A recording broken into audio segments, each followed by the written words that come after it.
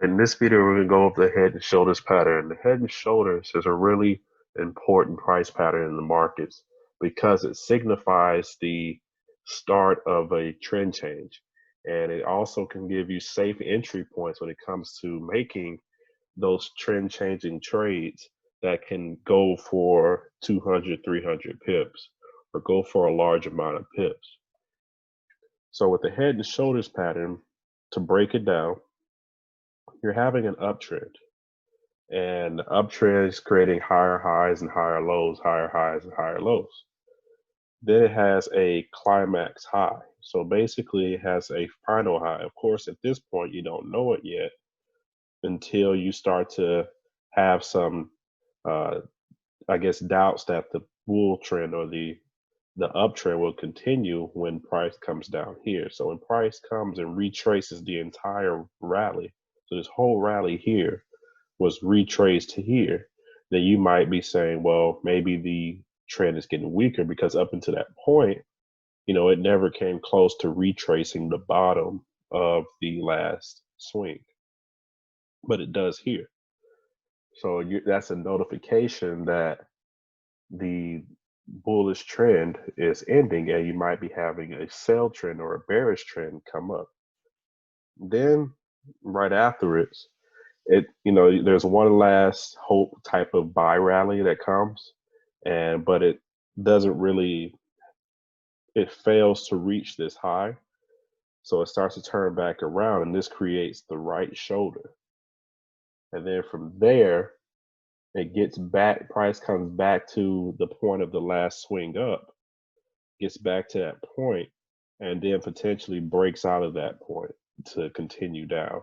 So head and shoulders traders, they either look to trade the right shoulder or the breakout of the neckline when it comes to trading in the market.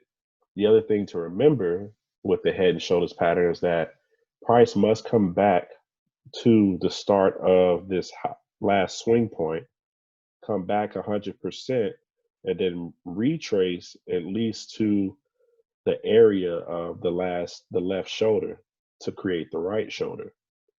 And then the second thing that you want to know with head and shoulders is that the head and the neckline is the distance between the two is usually the distance between the neckline and your take profit target in the markets. So if we look at an actual drawing, you see that you have two head and shoulders. You have the head and shoulders, you have the inverse head and shoulders.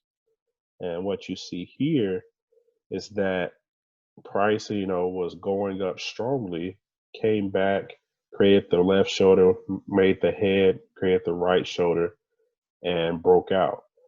So a lot of traders like to either trade the right shoulder to breakout. So if you look here, I don't know if I can annotate this, but if you look here, here we go. I think we can do it here. There we go. Look here, this right here is the same distance as this.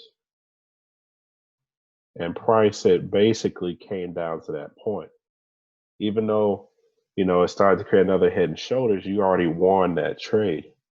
The other head and shoulders starts to happen. So you have the lower lows and lower highs, and lower lows, lower highs, lower lows, lower highs, and lower lows. And then from that point, move this out the way.